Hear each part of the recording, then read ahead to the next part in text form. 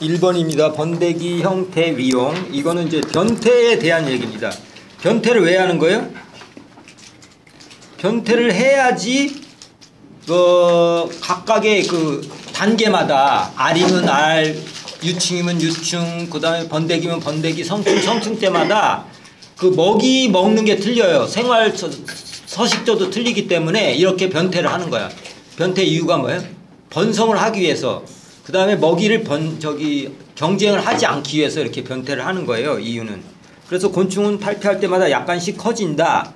이 또한 변태라고 그랬는데 유형은 무변태도 있고 불완전 변태, 완전 변태에 따라 이렇게 다르다. 무변태도 변태에 들어가는 거예요. 가끔가다 우리 방송대 시험 볼 때 이것도 났었어. 그러니까 무변태도 변태라는 얘기예요. 무변태도 변태에 들어간다. 세 가지가 있다.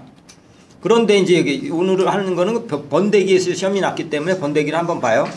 P용, 나용, 위용이 있어요. P용은 이렇게 구분이 안 돼.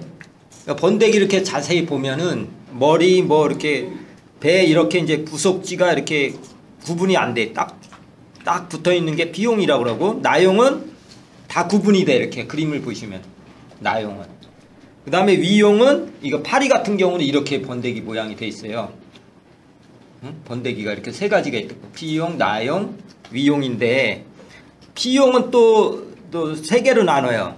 보시면 발육하는 부속지, 더듬이, 날개, 다리 등 껍질 같은 외피로 몸에 밀착된 종종 실고치 내 둘러싸임 이렇게 됐어요. 그죠? 실고치 내에 이제 쌓여 있는 경우 이런 게 나비류, 나방류 일반적인 거죠. 그 다음에 수용이라는 게 있어요. 수용. 요번에 시험에 났어요. 그죠? 복부 끝에 갈고리 발톱을 이용하여 머리를 아래로 하여 매달린 번데기다. 종류는 뭐가 있어요? 네발 나비가 이렇게 돼 있어요.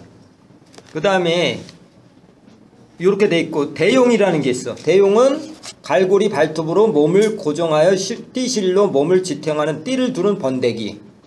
자기 목을 이렇게 목을 매달아서 기둥에다 붙인 거야. 그림 한번 보시죠. 그죠? 이거 그냥 꽁지를 저기에다 붙인 거하고 줄기에다 이렇게 실로 매단 거하고 틀리죠.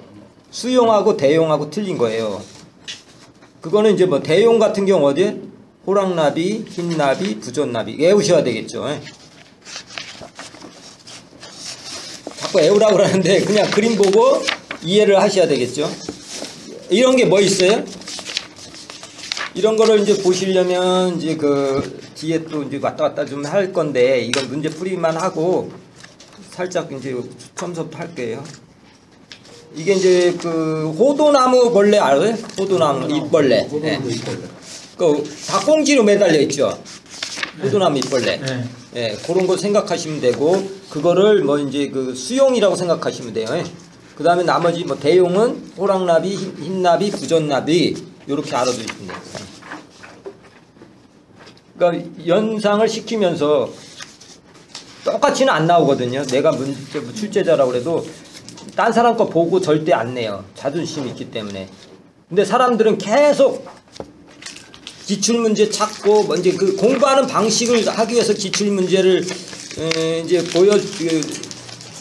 저기 하는 것 뿐이지 209쪽 있어요. 209쪽. 수목협회 했던 사람들은 이거 많이 강조했을 거예요. 10번 봐요. 호두나무 잎벌레. 요번에 났었죠. 이건 이제 성충으로 209쪽에 보면 씨가 있어요. 그죠? 번데기가 씨가 꽁지를 이렇게 물리고 매달려서 하는 거예요. 그죠? 네발나비과도 그렇지만 이런 것도 이렇게 있다. 그 정도 그림을 알아두시고 됐고, 거기 찾았으니까 잎벌레 나온 거 한번 다시 볼게요. 거기 호두나무 잎벌레, 버들 잎벌레, 그 다음에 211쪽에 참김, 더듬이 잎벌레 이렇게 잎벌레들이 쭉 나왔어요. 그죠? 근데 잎벌레들은 대부분 아까 버들잎 잎벌레도 그렇게 꽁지로 이제 매달고 있어요. 210쪽에 B를 한번 보세요. 210쪽에 B. 꽁지를 매달고 있죠. 네. 그 다음에 이런 종류가 있고, 잎벌레 중에서 잎벌레들은 어떻게 해요? 성충으로 다 월동을 해요. 그런데 211쪽 참긴 더듬이 입벌레 보세요. 거기 보면 특이하게 밑에서 네 번째 줄 1년에 1회 발생하며 가해 수종이나 겨울눈이나 가지에서 알로 월동한다. 참긴 더듬이 입벌레 나왔죠. 211쪽. 네, 그렇지. 그래서 그렇게 여기서 다 나온다 이거죠. 그 다음에 밀깍지 벌레류의 암컷 월동 아닌 거 뭐 이런 것도 났었어요. 2번으로 넘어가겠어요. 요구에 있어요. 참김 여기 알루다 월동. 나머지는 성충. 위용, 나용, 피용 중에서 용각이라는 건 뭐예요? 용각이 이거잖아요. 지금 얘기했잖아요. 위용, 용각. 네. 이거는 파리 같은 경우는 어릴 때 봤잖아요. 구더기 속에 들어가면 이게 이 번데기 같이 그 속에 있어요. 이걸 위용이라고 그래. 껍데기가 있는 거야. 이거는. 이런 건 다른 피용, 나용 이런 건 없잖아요. 그런데 이게 이 번데기 껍데기라고 그래. 가짜 껍데기 이거를 용각이라고 그래요. 그래 파리 구더기 딱딱한 번데기가 이제 나오는 그런 거예요. 이거 번데기가 나오거든요. 성충 파리를 댈 때 껍데기 벗기듯이 이렇게 나와요. 어릴 때 자세히 보면 보셨나 모르겠는데 아마 옛날 화장실에서 엄청 많았잖아요. 이거 번데기 위용이 엄청 많았어요. 그거를 위용이라고 그러고 여기서 시험에서는 뭐라고 용각? 용각이랑 같은 말이에요. 위용, 용각 다 같은 말이에요. 예. 그래서 이거는 이제 번데기인데 번데기가 다른 거는 이렇게 특이하잖아요. 그런데 파리만 가짜 껍데기를 뒤집어 쓰고 있어요. 파리로 나올 때 성충이 탈피할 때는 이게 여기서 이제 껍데기 벗고 그 속에서 이제 파리가 나와요. 이거를 위용 이래서 피용, 나용, 위용 구분할 줄 아셔야 돼요. 그다음 2번에 밀깍지벌레 뭐 암컷 월동 아닌 거 뭐 이건 무슨 얘기예요? 딴 사람한테 받은 건데 밀깍지벌레류 중에 기억나시는 거 있어요? 기억나는 거 없으면 그냥 넘어갈게요. 그 다음에 탈피 과정, 그 유튜브 제가 보낸 거 보셨죠? 탈피 과정은 중요해요. 그런데 제가 이제 그때 너무 바빠서 뛰어 넘어갔는데 탈피에 대한 거를 한번 좀 찾고 가자고요. 어차피 할 거니까. 탈피는 어떤 거냐면은 몸을 키우기 위해서 외골격을 이제 벗어 탈피를 해야 돼요.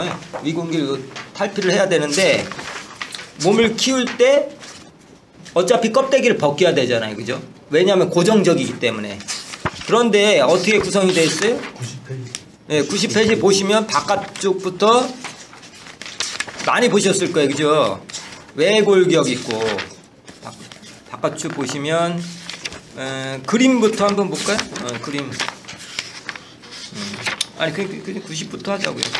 그림 보면은 이제 탈피라는 게 있어요. 탈피는 외골격을 이제 벗어 던져야 돼. 근데 호르몬이 나와야 돼요. 어디서 나와요? 골격 중에서 안녕하세요. 진피라는 세포가 있어요. 진피. 그거 아시죠? 외골격, 외골격, 내골격 뭐 이렇게 해서 이제 그 껍데기부터 저기가 됐는데 여기 저기가 있다. 50쪽 있습니다. 50쪽. 50쪽 보시면 그림을 보도록 하겠습니다. 그 골격은 어떻게 됐어요? 외표피, 원표피, 진피, 기저막 이런 순서로 되어 있어요. 그죠? 외표피, 원표피, 진피. 그 다음에 기저막 이렇게 순서 꼭 외워두셔야 돼요. 원표피, 외표피, 원표피는 표피고 진피, 기저막 이게 이제 네 가지가 체벽이라고 그래요. 체벽을 외골격이라고 그러는데 이 중에서 진피가 나오는 거 세포에서 진피가 나와요. 51쪽에 보면 설명이 돼 있어요. 진피는 주로 상피 세포로 단일층으로 형성된 분비 조직이다. 여기서 이제 분비액이 나오는 거예요. 그래서 이제 탈피액도 여기서 뿜어내고 나중에 재생시킬 때도 여기서 상처를 이제 재생시키니까 여기서 이제 그 새살이 돋는 거예요. 새 외피가. 그러니까 진피가 중심이 되는 거예요. 탈피 과정일 때. 그래서 90쪽으로 다시 넘어가면 곤충은 그 이제 배자에서 알에서 이제 태어나면 일령이라고 그래요. 그죠? 바로 여기 일령. 그죠? 일령 아시죠? 알에서 부화했을 때도 일령이에요. 그러면 첫 번째 탈피하면 이령이 되는 거고, 두 번째 탈피하면 삼령이 되고, 그 영 알죠? 영. 예. 성장의 끝과 다른 성장의 시작. 이걸 영이라고 그러거든요. 그런데 이제 외골격을 이제 계속 보존을 해야 돼. 예. 자리, 의자 없나요? 아, 이쪽에 오시면 돼요. 거기 앉으셔도 되고, 여기. 좋으신 데 앉으세요.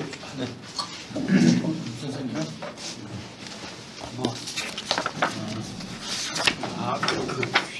여기서 저기 하는 거예요. 지금 3번 탈피 과정 50조. 이 책 갖고 오셨죠? 하나 더 있지? 이거 있어요. 신청했는데 아직 안 왔어요? 그러면 그냥 설명만 들으시고 오면은 뭐 녹음한 거라도 들으시면 돼요. 같이 보셔도 되고. 죄송합니다. 일단 이제 탈피를 가정 어서요? 진피에서 액을 뿜는다는 얘기죠. 그래서 이제 벗기 시작해요. 이게 딱딱한데 이거 새 거로 이제 교체하는 거예요. 너무 오래 쓰면 안 되잖아요. 그러니까 이걸 이제 탈피를 하는데 이제 중심이 되는 게 진피층이에요. 그래서 1단계가 뭐예요? 표피층을 분리해. 표피층이라는 건 뭐예요? 외골격이랑 뭐예요? 외표피, 내표피가 저기 외골격이라고 그랬잖아요. 그죠? 그러니까 그거를 벗어 던진다는 얘기지. 처음에 벗어 던지려면 어디서? 예, 진피세포에서 외표피하고 원표피가 표피예요. 그거를 벗어 던지려면 탈피를 할 수 있는 액을 내뿜어야 되잖아요. 그게 이제 진피에서 한다는 얘기죠. 활성화해서 탈피액을 분비하고 또 이제 떨어뜨려 놓고 새로운 외골격을 생성하기 위해서 표피소층을 생산해내요. 3단계 얘기하는 거예요. 지금 3단계. 이제 탈피를 하는데 어떤 과정을 걸치나. 그 다음에 이제 거기서 쓸 거는 또 흡수를 해요. 내원표피의 소화 및 흡수. 내원표피는 그 안에 있는 거잖아요. 외표피는 어차피 못 쓰니까 껍데기는 그 안에서 쓸 수 있는 거는 또 이제 소화를 해요. 그 다음에 진피세포에서 새로운 원표피를 이제 또 분비를 해요. 그래서 허물을 벗는 거예요. 그 다음에 이제 딱딱하게 하고 이제 팽창하고 딱딱하게 검게 해갖고 외표피를 이제 하는 거예요. 그렇죠. 그 다음에 91쪽에 보시면 그 위에 분해된 산물 아미노산 키틴질 미소섬유는 표피세포로 재활용되는 표피소층을 통과하여 새로운 원표피로 부드럽고 주름진 원표피로 분비된다. 그래서 원표피 내의 공간을 통해 새로운 외표피 쪽으로 지질과 단백질이 이동하여 왁스층과 시멘트층이 형성된다. 이제 과정을 얘기하는 거죠. 네. 전체적인 과정은 90쪽에 있는 거 그 표를 보시고 이해를 하셔야 돼. 탈피하는 거. 어디서 중심이 돼요? 진피층에서 중심이 되고 진피층에서 떨어뜨릴 거 떨어뜨려야 되니까 탈피하는 액을 호르몬을 이제 내보내요. 탈피 호르몬은 뭐예요? 액디손 호르몬이라는 게 있잖아요. 그죠? ED 뭐 이런 거 있잖아요. 그죠? 나중에 할 건데 그런 호르몬을 이제 진피세포에서 분출해서 떨어뜨려 놓고 거기에 이제 쓸 거는 또 다시 흡수를 하고 가까이에 있는 게 뭐예요? 원표피 같은 거 가까이 있잖아요. 내원표피 같은 거는 가까이 있는 거는 쓸 거는 또 흡수를 하고 그 다음에 새로운 걸 이제 떨어뜨렸으니까 새로운 거를 이제 분출해. 새로운 거 하면 떨어질 거 아니야 이제. 그죠? 어느 정도 새로운 거를 내놓고 이제 그 분출을 해야지 떨어져 나간다는 얘기죠. 그런 설명이 쭉 있는 거예요. 그럼 탈피되면 표피층이 떨어지는 거니까 외표피만 떨어지는 외표피가 떨어진다고 그랬잖아요. 외표피하고 원표피. 예. 다 떨어지는 거죠. 진피만 살아있는 거지. 진피에서 호르몬을 내뿜으니까. 그죠?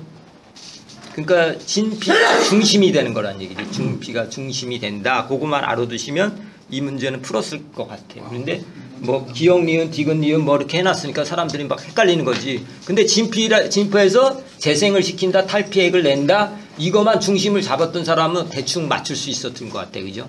뭐 기역 니은으로 막 나왔더라고요. 그죠? 그럼 어떻게 되겠어요?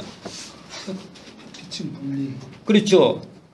표피층 분리하는데 탈피액을 활성화시키고 표피층 니은이 먼저겠죠. 탈피액을 해야죠. 표피층을 분리하지. 이제 분리하고 진피액을 탈피액을 활성화시키고. 이건 그대로 해놨네. 그런 것 같아요. 이건 그대로 기억 니은 이렇게 해놨네. 누가 몇 개 순서를 해놨네. 요 맨 밑에 있네 순서가. 요거 책복으로 누가 빼놨나 봐. 그거는 맨 밑에 있는 게 그 순서예요. 탈피하는 순서. 그리고 읽어보셔야 되고. 그 다음에 외래 해충 순서대로. 이건 중요하죠. 1회 때도 나고 2회 때도 났어요. 그 에우시라고 그랬었어. 연도. 외래 해충 연도. 여기 몇 페이지에 있죠? 외래 해충 연도가 쭉 있는데.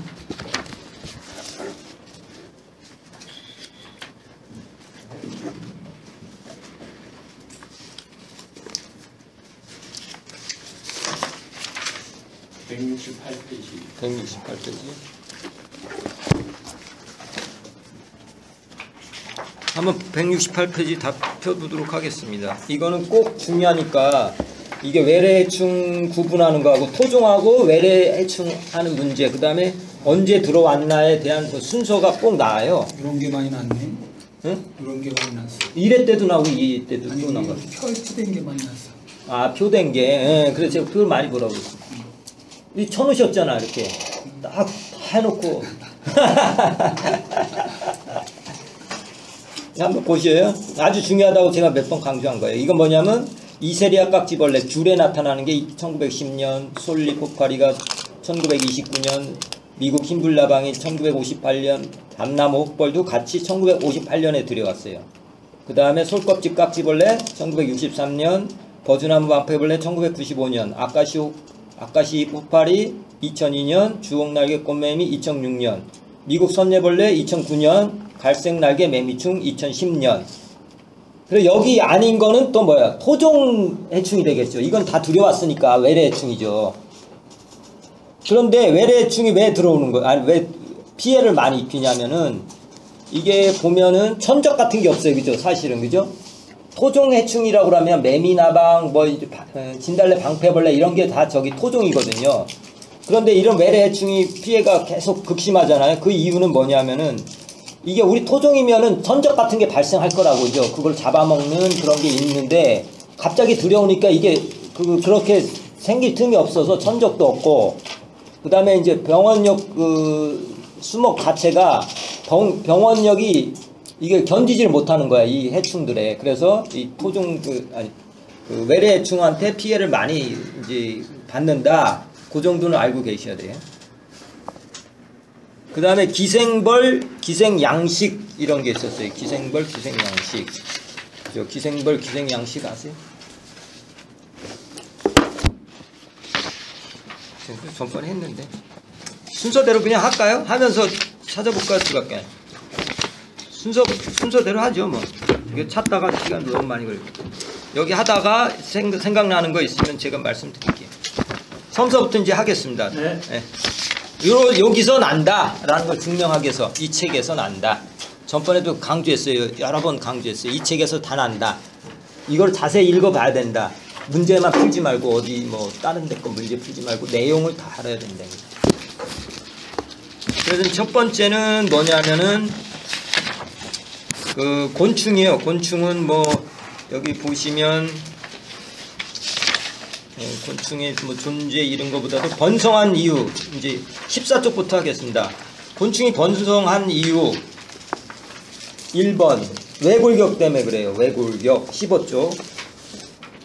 거기 보면은 외골격 곤충을 지지하는 골격은 몸의 외부에 있다. 외골격은 부드러운 몸 조직의 모양을 지탱할 뿐만 아니라 공격이나 상해로부터 보호하며 건조 및 담수 환경 모두에서 체액의 손실을 최소화하고 또 이동 시 근육의 힘과 민첩성을 주는 기계적 편리성을 보장하는 놀라운 구조이다. 갑옷이라고 표현할 수 있고, 그 다음에 건조를 방지하는 왁스라는 불투성이 있어요. 그 다음에 그 외골격이 고무처럼 유연하고 탄성이 있거나 금속처럼 강하고 단단한 체벽을 형성할 수 있도록 단백질 분자들과 결합한 다당류인 키틴으로 돼 있다. 곰팡이도 그렇죠. 곰팡이도 키틴으로 돼 있죠. 그 뭐 난균강만 빼놓고는 다 키틴으로 돼 있어요, 그죠? 그 다음에 자유로운 몸의 외골격 막과 관절이 있어. 이제 외골격인데 다 같이 붙어 있는 게 아니라 마디마디가 돼 있어요. 그러니까 움직일 수가 있죠. 그래서 이렇게 지렛대 역할을 하는 거야, 서로. 그죠? 그냥 한 몸으로 돼 있다고 그러면 지렛대 역할 못 하는데 한쪽에서 받쳐주고, 그죠? 날고 그럴 때 배에 있는 게 날개 쪽에, 예? 날개를 쫙 필 때 지렛대 역할을 하는 거죠. 그러니까 에너지를 많이 안 쓰고도 날개를 이렇게 쫙 피는 거죠. 이게 외골격이 그런 역할도 하는 거예요. 그죠? 그 다음에 작은 몸집 때문에 이제 번성을 하는데, 작은 몸집은 이게 생존하고도 관계된 거예요. 그죠? 그 다음에 여기 보면 몸의 길이가 2배 증가하고 표면적이 4배 증가하고 체적과 무게가 8배 증가하기 때문에 곤충은 상한선이 정해져 있어요. 그죠? 그 다음에 작은 크기의 또 다른 장점은 생존과 생식에 있다.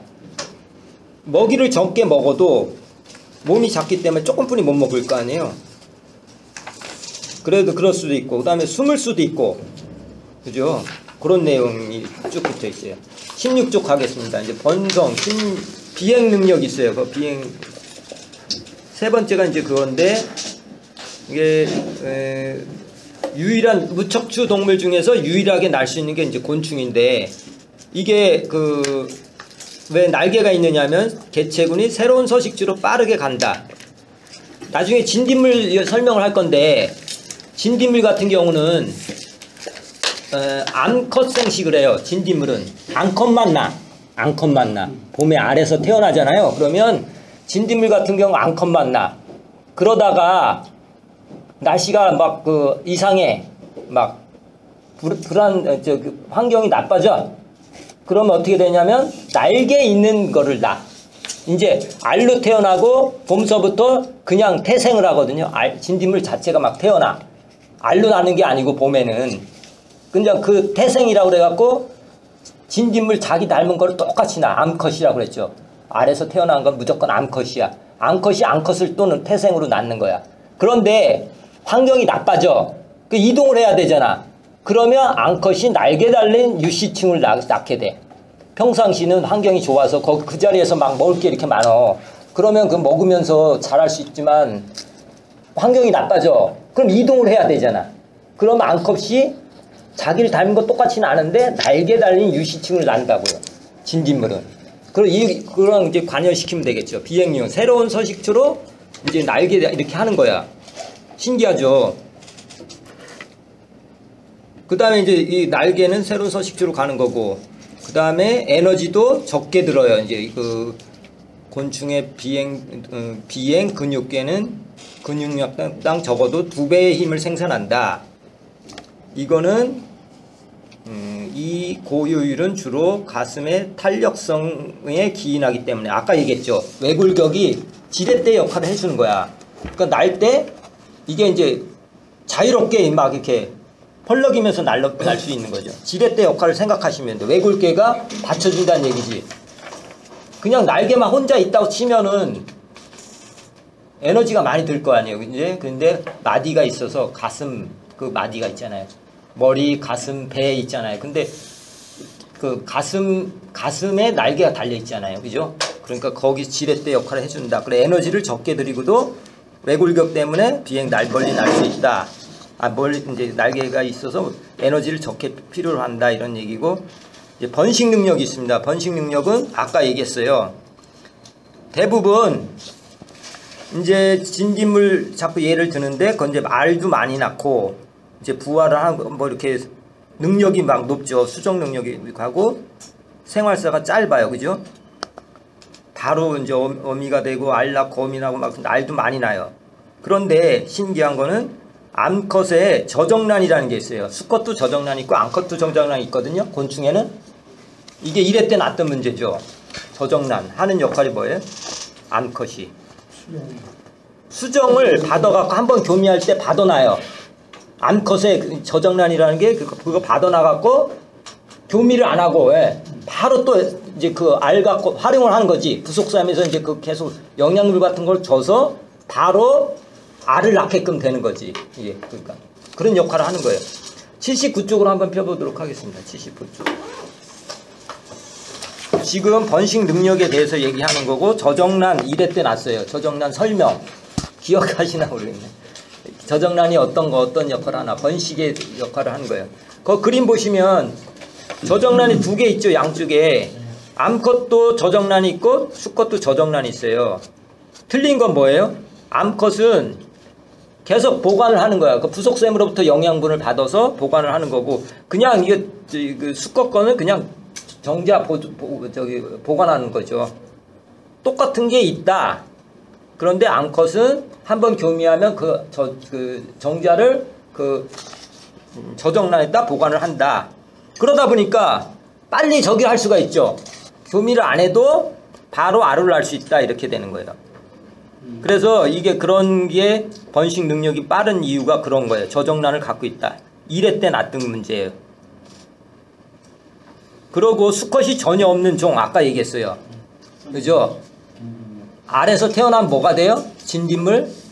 암컷만 낳아요. 암컷만 낳고 아까 가을까지 안 갔는데 봄에는 그렇게 이제 유시축 낳다가 뭐 날개 있는 거 낳다가 없는 거 낳다가 이제 환경이 불리하면 날개 있는 걸 해서 다른 데로 옮겨가고 가을쯤 됐어요. 지금쯤 아마 조금 전에 한 10월 달쯤에는 어떻게 되냐면은 이것들이 이제 또 이제 암컷만 낳다가 가을 되면은 이제 수컷도 나요. 그래서 교미를 하게끔 만들어. 그래서 교미를 해서 이제 그 유전자가 이제 결합된 거 아니에요. 결합이 돼서 알루다가 월동하고. 그래서 이제 그 하는 거예요. 신기하죠. 진딧물은. 사람보다 낫네. 사람보다 낫죠. 그리고 번식할 때 이제 알루다 월동하는 이유가 뭐예요? 진딧물은 전부 다 무슨 진딧물이고 알루다 월동이에요. 그죠? 그럼 알로 나오면 다 암컷입니까? 태어날 때는 암컷으로 난다니까. EN이라는 걸 갖고 있어. 그런데 암컷이야. 암컷만 나요. 암컷만. 이게 나오는데 암컷 생식이라고 그래. 암컷만 나. 암컷만 나는데 봄에는 그냥 암컷인데 날개 달린 거, 날개 없는 거 이렇게 막 생활을 해. 환경에 따라서. 그래서 가을쯤 돼. 월동할 때쯤 돼. 그럼 또 암컷만 낳다가 수컷도 이제 몇 개 나. 몇 마리 나. 그래서 암컷 교미를 해. 그 난 것 중에서 이제 또 교미를 하겠지. 암컷하고 수컷을 나니까. 그러면 교미해서 월동을 하는 거야. 그러면 유전자가 좀 바뀌겠지. 왜냐하면은 딸은 계속 이제 그렇지. 아무튼 그렇게 된다는 얘기죠. 그래서 여기 보시면 수컷이 없는 종이 있다고 그랬어. 가로 속에 있는 걸 알아두셔야 되겠죠. 그죠? 뭐가 있어요? 예, 그렇게 알아두셔야 돼요. 이런 경우 암컷이 무성생식의 과정을 통해 자손을 생산한다. 그 얘기예요. 아까 암컷만 난다는 게. 깍지벌레도 그렇고 통째벌레도 그렇고 각다기도 그렇고 변태가 있어요. 변태 이제 앞으로 변태 아까 했어요. 변태는 뭐예요? 미성충 중에서 성충으로 자라면서 심각한 변화를 겪는다. 이게 이제 완전히 행동적, 물리적, 화학적 이런 게 완전히 틀려지는 거죠. 이제 그래서 알에서 유충이 되고 유충에서 번데기가 되고 이런 게 되는데 이렇게 변태를 하는 건 뭐예요? 거기 보시면 쭉 읽어보시고 완전히 자란 유충은 번데기라고 불리는 과도적인 단계로 탈피를 하고 대대적인 내외부 개편을 시작한다. DNA로 코팅된 유충의 기관과 조직은 유충 시기 동안 억압되었던 2차적인 DNA 청사진에 따라 해체되고 재구성된다. 완전히 DNA가 이제 조직이 바뀌는 거예요. 단계별로 변태를 하면서. 그러면 그 환경에 맞게 이제 적용이 되는 거야. 자기 몸에. 유충하고 번데기하고 완전히 먹는 거라든가 성충도 그렇잖아요. 물론 이제 비슷한 것도 있지만 유전적으로도 다 틀리고 이렇게 해놔야지. 그죠? 그렇게 해야지. 불리한 환경이 겪으면 똑같은 것만 계속 있다면 애벌레만 계속 평생 있다 그러면 자기들끼리 먹이를 하나 갖다 놓고 저기랑 경쟁을 할 거 아니야. 세대는 빨리빨리 바뀌는데 같은 이 바나나를 먹는다고 치면은 계속 이것만 좋아하는 그 끼리 모여갖고 다 뜯어먹을 거 아니야. 그러니까 자기들끼리 경쟁이 되니까 DNA를 바꿔. 이 바나나를 좋아하지 않는 거로 바뀐다는 얘기지. 유충이나 번데기나 먹는 형태가 틀리니까 그런 DNA를 바꿔서 이렇게 이제 변태를 하는 거예요. 그죠? 그래서 이제 완전 변태, 불완전 변태 이제 외우셔야 되고, 그러니까 많다는 얘기요. 이제 완전 변태하는 게 뭐예요? 곤충 중에서 86%, 불완전 변태하는 건 별로 없어요. 완전 변태로 한 86%를 해요. 그래서 서로 다른 유형의 먹이를 섭식하고 서로 다른 환경 자원을 활용하기 위해서 변태를 하는 거예요. 그냥 변태라고 애우지 마시고 이런 의미를 알고 가셔야지 점을 풀 수가 있다는 얘기예요. 출제자가 다음 중 번성한 이유는 변태, 뭐 비행 능력 이렇게 절대 안 내요. 이거는 뭐 식물 보호 이런 데서만 낼 거고, 나무의사라고 그러면은 이 정도는 안 내겠죠, 그죠? 왜 이렇게 하는 건가? 변태를 하는 건가? 아까 왜 비행을 하는 건지 그렇게 되겠죠. 아무튼 그 변태까지 했고요. 그 다음에 이제 나눌 거예요. 이제 곤충을 나누는데, C9 쪽에 보면 맨 밑에 아종부터 그 표 보면 아종, 종, 속, 아속, 속, 족, 과, 뭐 이렇게 밑에서부터 됐죠. 동속, 과목, 강문계 밑에서부터 보는 거예요. 근데 종은 아종도 있고, 속은 아속도 있고, 족도 아족도 있고, 과도 악과 있고, 목은 아목, 상과 있고, 그죠? 맞네? 과 위에 상과가 있고, 그 다음 목이 있고, 목 아래 아목도 있고, 강 아래 아강이 있고, 이런 식으로 분류를 해요. 그래갖고, 해충은 곤충강이 많죠. 곤충강. 네, 곤충강이에요. 이런 순서로 돼 있어요. 곤충강으로 돼 있는데, 그 중에 또 유일하게 응애라는 해충이 있네요. 응애는 뭐예요? 거미강이에요. 그런데 강이 위에를 또 더 문으로 본다고 그러면 맨 밑에서 19쪽 맨 밑에 줄 5째 줄 보면 절지동물에 속해요. 이거 거미강하고 곤충강은 절지동물에 속해요. 그래서 절지동물의 공통점을 보면은 키티성 외골격, 관절에 대한 외골격이 부속화되어 있다. 잘 발달된 머리와 입틀이다. 가로무늬근이다. 심장이는 개방순환계다. 요거 알아두셔야 되겠죠. 거미나 응애나 일반 곤충의 공통점. 이랬다 놨던 문제, 그죠? 다음 중 공통점은 무엇인가 찾는 거였었어요, 그죠? 이게 이제 절지동물군이기 때문에 그래요. 이렇게 절지동물군. 절지동물군 다 알아두셔야 되겠죠. 그러면 뭐 밑에서 두 번째로 삼엽충류, 다지류, 혁강류, 각각류 뭐 이런 게 돼 있어요. 뒤에 이제 설명이 나와 있고요. 가로무늬근은 어떻게 생긴 거예요? 가로무늬근은 이렇게 있잖아요. 이렇게 왜 이렇게 뭐 이렇게 있다면 이렇게 생긴 거 있잖아. 뭐 벌이다. 벌이 이렇게 생겼다 그러면 이렇게 가로 이렇게 돼 있잖아요. 이렇게 마디라고 그럴까? 뭐 이렇게 구분되어 있는 거예요. 예. 그 구분이 이렇게 되어 있는 거. 가로무늬근인.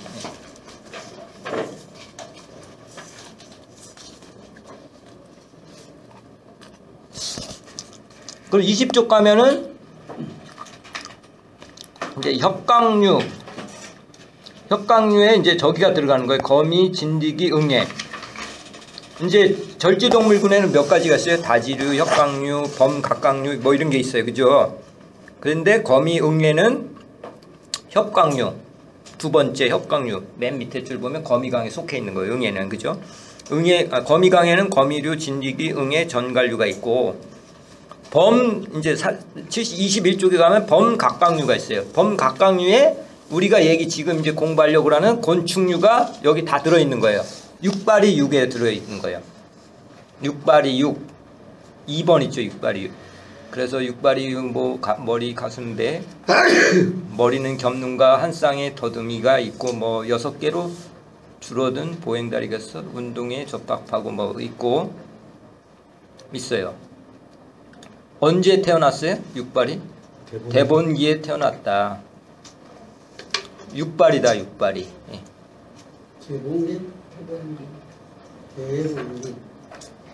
그러고 이렇게 분류하는 거는 잎틀 같은 거로 이제 분류를 많이 해요. 잎 갖고.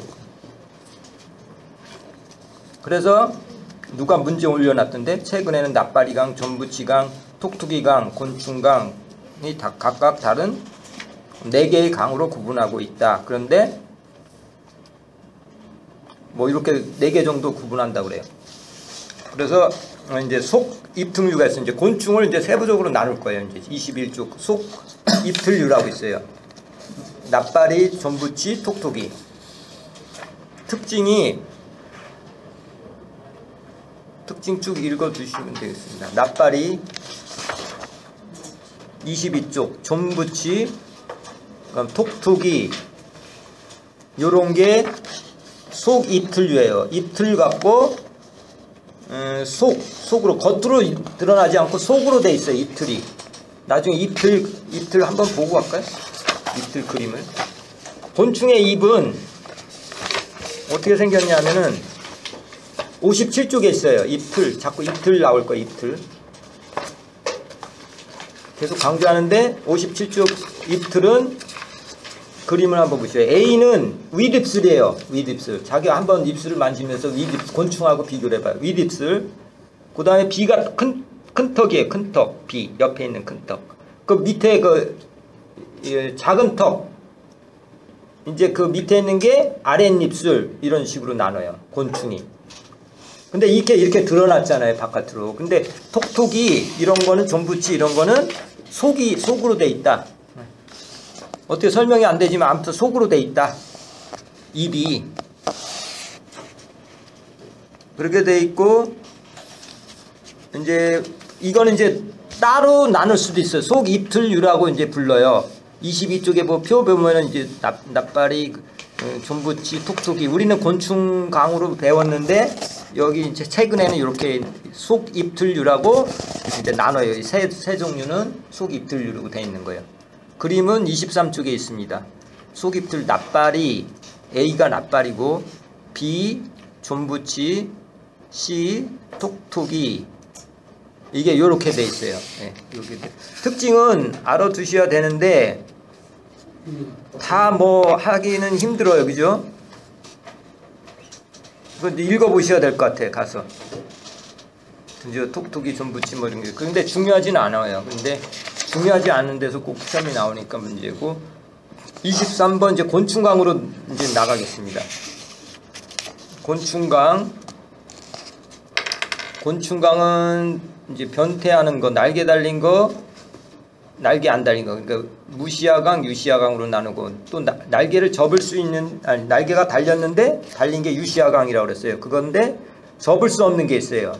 뭐 하루살이나 뭐 잠자리 같은 거 고시류라고 그래요. 실제로 날개를 못 접어요. 이거는 오래된 뭐랄까 날개를 못 접어요. 잠자리 같은 거. 그걸 고시류라고 그래요. 그다음에 이제 말고 신시류가 있어요. 날개를 접을 수 있는 게 있는데 내시류하고 외시류라고 돼 있죠. 내시는 완전 변태라고 하는 거고 외시는 불완전 변태 이렇게 나눠요. 그래서 그 나누는 거를 꼭 외우셔야 되는데 24쪽 표 맨 이쪽에 있어요. 그죠? 내시류 있죠. 내시류가 중요해요. 그죠? 이거를 외워야지 이쪽 거는 안 외워도 되겠죠. 내시류. 완전 변태. 완전 변태는 뭐예요? 알에서 유충됐다가 유충이 번데기 됐다가 성충되고 이렇게 번데기를 걸치는 게 이제 이 내시류. 완전 변태. 내시류.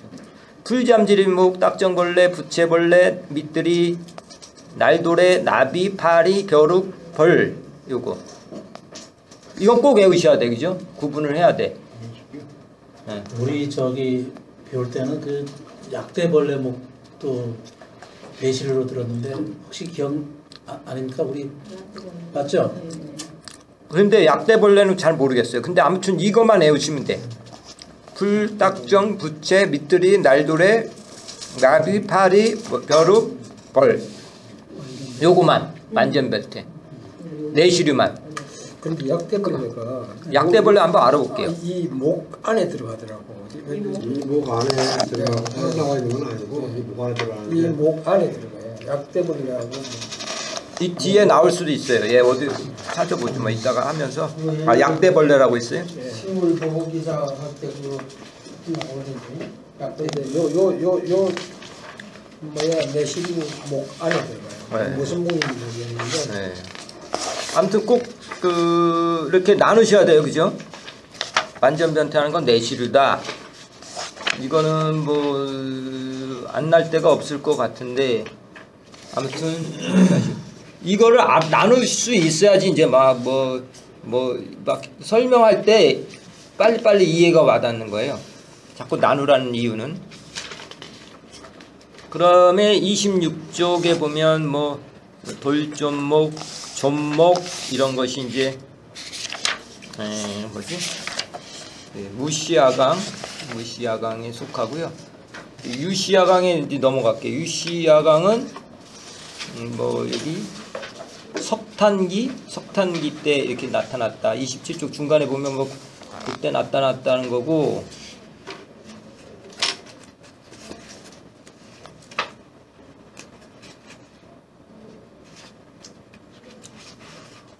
아, 그 다음에 27쪽 그 위에 보면 존목 있잖아요. 존목도 거미줄을 친다 이렇게 냈어요. 둘레 여섯째 줄인가? 27쪽에 봐. 존목에 대한 설명이 있죠. 그 저쪽에 보면 넷째 줄인가 뭐 거미줄을 친다 이렇게 돼 있어요. 그죠? 비단실로 수컷은 기층과 수직 물체 사이에 거미줄을 친다 뭐 이런 얘기 있어요. 존목도 거미줄을 친다 이렇게 알아두시면 되고요. 27쪽 위에 부분. 그 다음에 유시야강으로 넘어가는데 유시야강은 석탄기 때 돼 있다. 쭉 이제 뭐 읽어보시면 돼요. 근데 그 밑에 보시면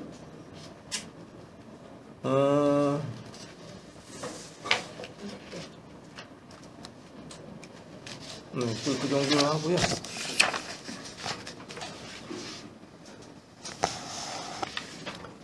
그 다음에 이제 유시야강 중에서 그 유충일 때 아가미를 갖고 있는 게 많아요, 그죠?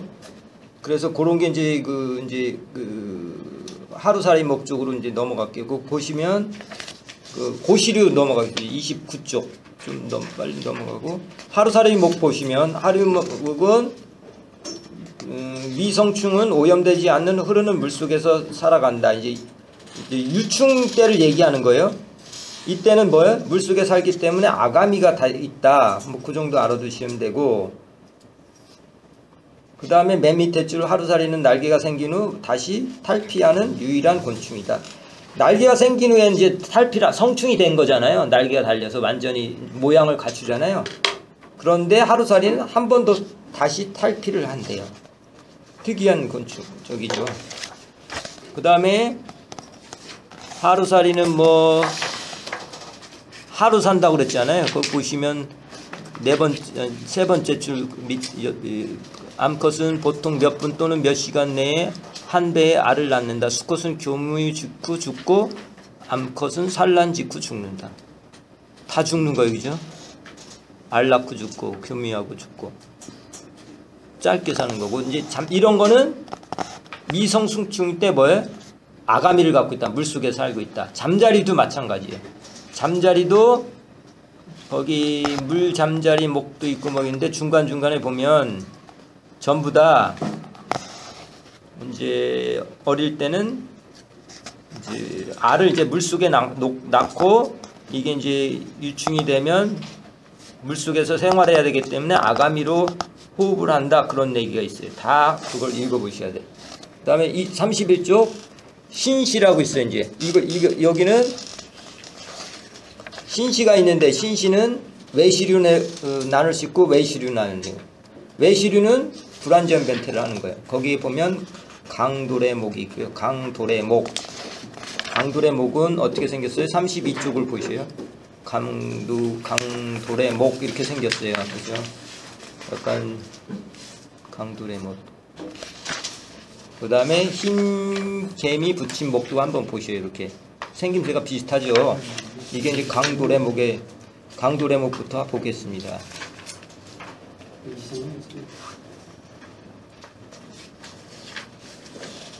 그다음에 강돌의 목도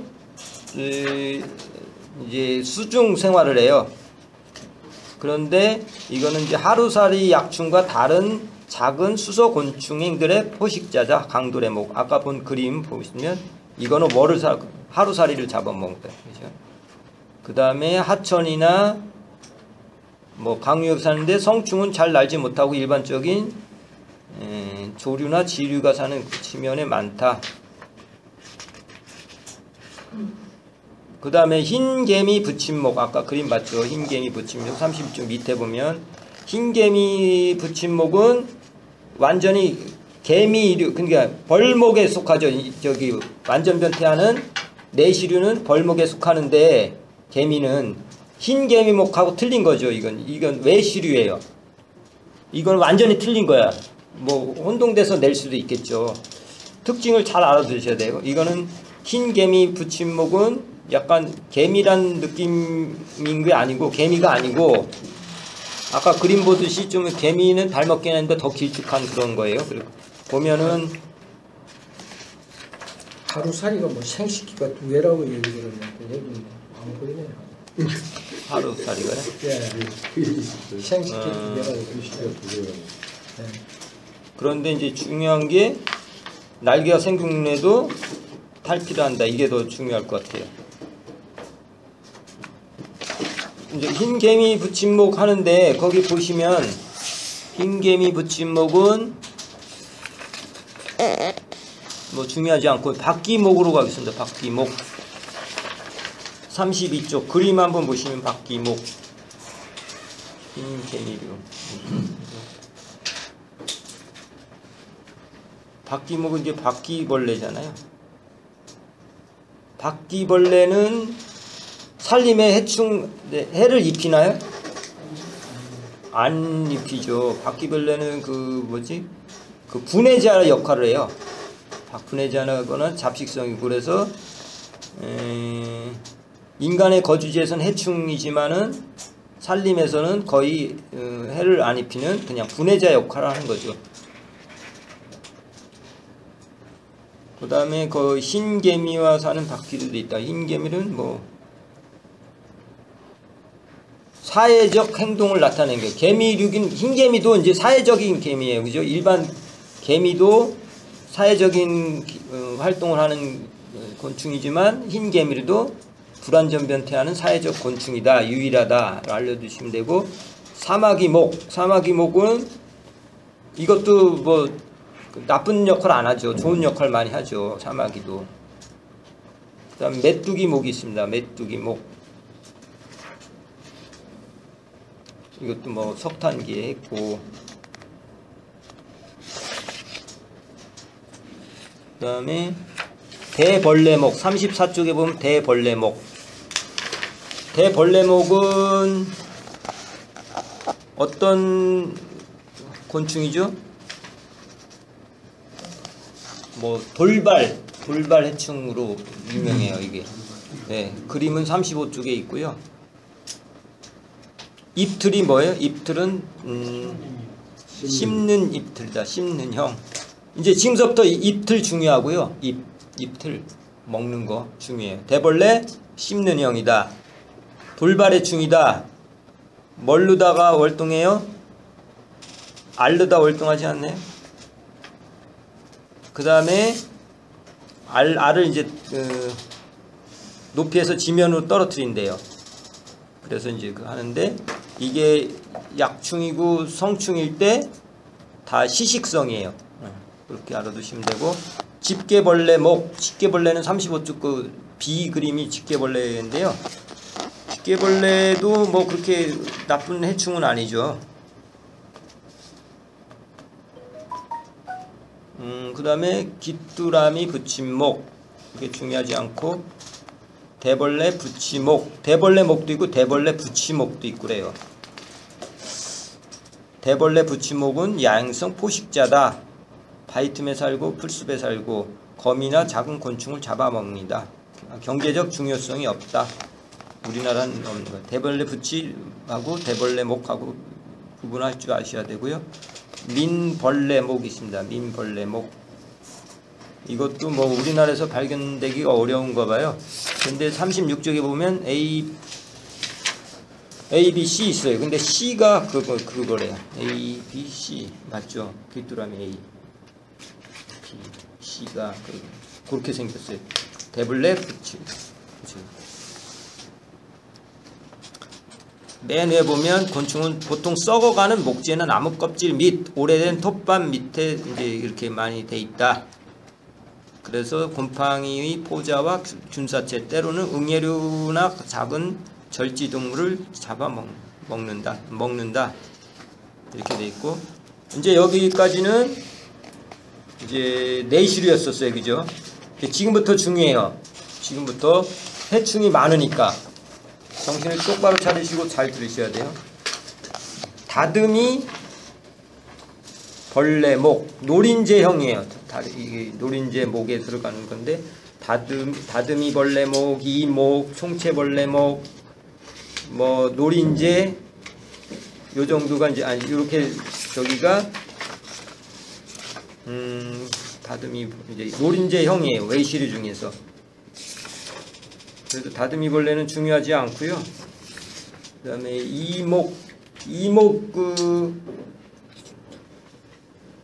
이목도 뭐 그렇게 중요하진 않아요. 근데 네, 그다음에 3번 총채벌레가 중요해요. 총채벌레는 38쪽에 있어요. 총채벌레는 이제 채소 같은데 이런 데 많이 이제 하는데, 네 번째 줄, 총채벌레는 일반적으로 작은 곤충이다. 3mm 미만이다. 대부분의 종은 식물체의 조직을 섭식하지만 일부 종은 응애류와 다양한 소형 곤충류의 포식자이다. 총채벌레가 다른 것도 잡아먹어요. 근데 피해는 많이 줘. 총채벌레목은 불완전 변태임에도 불구하고 다른 종들이 최종 미성숙 단계에 있어 움직이지 않고 섭식을 하지 않으며 때로는 비단고치로 에워싸는 연장된 변태 과정을 겪는다. 근데 이게 이제 번데기를 번데기가 있대요. 이게 또 총채번데기. 근데 이게 아직 이게 제대로 분류가 안 되나 봐요. 완전 변태하고 불완전 변태 중간형이다. 그러고 총채벌레는 식물체의 공류, 과체류, 정원수의 심각한 해충이다. 온실 같은 데 많아요. 이게 총채벌레 엄청 많아요. 그 다음에 병원균도 전파한다. 그리고 이틀은 줄수록 빠른 입이다. 근데 뒤에 나올 거예요. 줄수록 빠른 입. 뭐냐면 왼쪽과 오른쪽이 입틀이 틀려요. 그래 왼쪽이 주로 발달돼 갖고 왼쪽으로 훑어내리고 혀로다가 핥어 먹어요. 그거 저기 뭐지? 네, 줄수록 빠른 입. 이럴 때 나쁜 거죠. 줄수록 빠른 입. 총채벌레의 이 구조는 줄수록 빠른 입. 입이 특이하게 불균형이다. 다른 건 균형적이잖아요. 왼쪽 오른쪽 같은데 이건 총채벌레는 틀리다. 그 다음에 포식성도 있다. 작은 뭐 벌레들 잡아먹는다. 이런 것도 있고.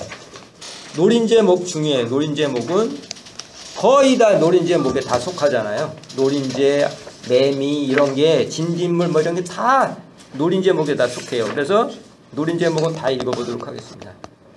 노린재목은 노린재형 곤충 중에서 가장 마지막 목이고 종수와 생태적인 중요성이 매우 높다. 노린재목에 분류되는 모든 곤충은 매우 전문화된 주둥이가 있다. 어떤 주둥이에요? 요소들이 관 모양의 섭취용 통로를 형성하기 위해 기다랗게 생겼다. 심이 있어요. 그죠? 큰 턱과 작은 턱은 긴 실 모양이다.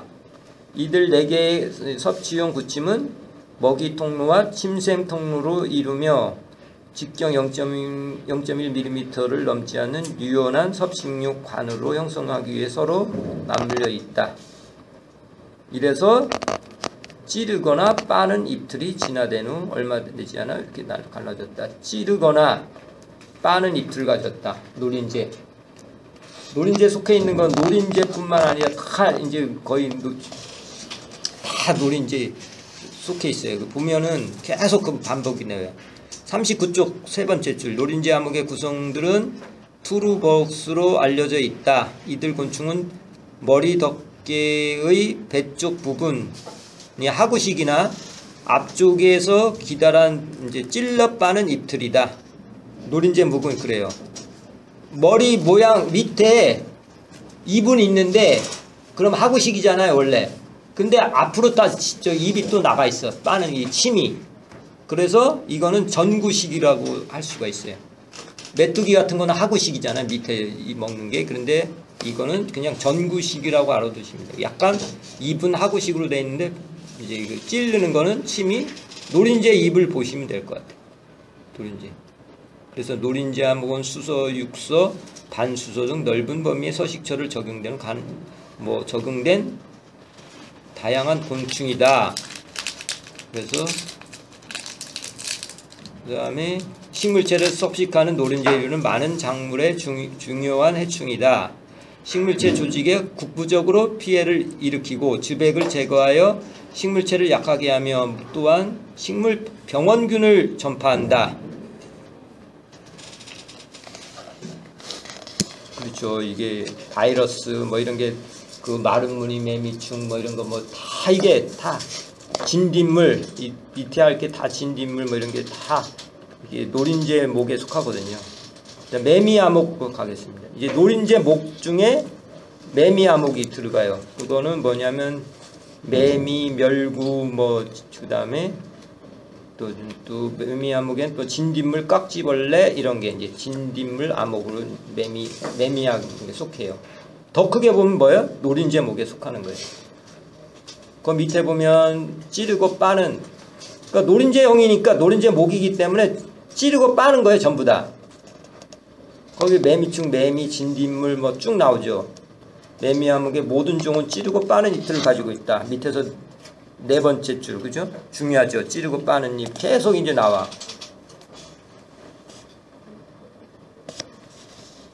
그 다음 반대 맨 밑에 줄 진딧물류는 몸이 작고 부드러우며 한 해에 여러 세대가 출현한다.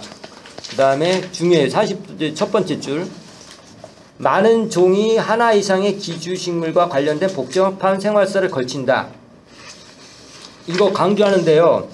진딧물은 아까 암컷 단위 생성을 할 뿐만 아니라 여러 피해를 많이 줘. 그런데 이 녹병처럼 이렇게 기주가 틀려.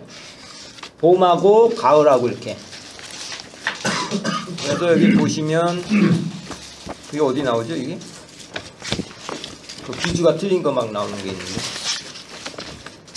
맨날 해본 거 어떤 때는 잘 찾으시고 나오는 것도 보시죠. 그럴까요? 서로 기주가 있다고. 네, 근데 이제 그것도 애우셔야 되니까 중요해 그게. 네. 그래서 이따가 하시면 되겠습니다. 그러고 이제 진딧물은 뭐라고 그랬어요? 단위 생식을 한다고 그랬어요, 그죠? 봄서부터 언제까지? 가을까지. 가을에는 이제 수컷이 생겨요. 그런 내용이에요. 보셔봐요. 아까 얘기했던 거예요. 같은 종의 날개에 있는 형과 날개에 없는 형이 한 해에 서로 다른 기간에 발육하기도 한다. 무성생식, 단위생식. 이제 교잡을 안 해도 그냥 하고 일부 종에서는 수컷이 없다. 깍지벌레도 그래요. 깍지벌레도 뭐예요? 왁스나 큐티클을 이제 분비를 해줘. 그래서 몸의 덮개 아래서 움직이며 살아간다. 다리와 더듬이는 첫 번째 탈피 후 사라짐으로 새롭게 부화한 약충과 수컷 성충만 다른 곤충과 일부 닮았을 뿐이다. 깍지벌레를 생각하면 솔껍질 깍지벌레를 생각하시면 돼요. 암컷하고 수컷하고 틀려요, 그죠? 암컷은 완전 변태를 안 하는 불완전 변태, 수컷은 완전 변태를 해요, 그죠? 그런 걸 생각하시면 돼. 그리고 몸이 왁스를 칠하죠, 그죠? 왁스를 덮고 산다. 그런 거 아시면 되겠고요. 그 다음에 개미는 감로로 진딧물하고 이제 개미의 관계를 얘기하는 것 같아요. 거기서 그런 것도 잘 보시고요. 이제 신시류, 내시류 완전 변태하는 거. 풀잠자리 목이 있습니다. 풀잠자리 목. 이거는 41쪽의 A 같은 그림이에요. 이거는 수서형이 어릴 땐 수서형이에요. 그죠? 물가에 많이 풀잠자리 목 살잖아요. 이거는 아가미가 있다. 어릴 때. 가로맥이 앞 가장자리를 따라 특히 많다. 그 보시면 뭐 가장자리에 따라 많다 이렇게 보시면 되겠고, 그 다음에 풀잠자리는 아까 얘기했던 궁금했던 거 나오네. 여기 보면 풀잠자리 목은 풀잠자리 목, 뱀잠자리 목, 약대벌레 아목, 여기가 얘기하시는 거죠. 풀잠자리 목에 이게 세 가지가 속하는 거예요. 아까 얘기했던 첫째 줄, 둘째 줄, 그게 다 되는 거고. 약대벌레 뭐 풀잠자리. 풀잠자리 모래 이게 세 가지가 속해요. 뱀잠자리, 풀잠자리, 약대. 이거 알아두시고, 이게 수소 생활을 한다. 아가미가 있겠죠. 어릴 때, 유충일 때, 그 다음에 그 풀잠자리 유충은 또 아가미도 있지만 그 중간에 진딧물응의 깍지벌레를 포식한다. 아까 총체벌레도 이런 걸 잡아먹었고 풀잠자리도 이걸 잡아먹어요. 그래서 천적이에요. 이게 좋은 벌레죠. 풀잠자리 같은 경우는. 잠자리하고 다른가 봐요. 풀잠자리. 지금 그림 있잖아요. 41쪽에 A.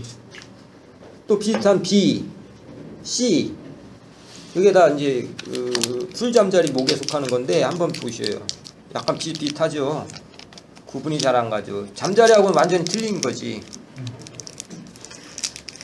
풀잠자리는 아까 뭐라고 그랬어요?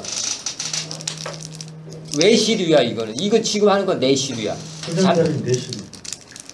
그렇지. 잠자리는 내시류. 완전 변태하고 잠자리는 고시야 고시. 고시고 불완전 변태잖아요. 이거. 시간 됐습니다. 시간 됐대요.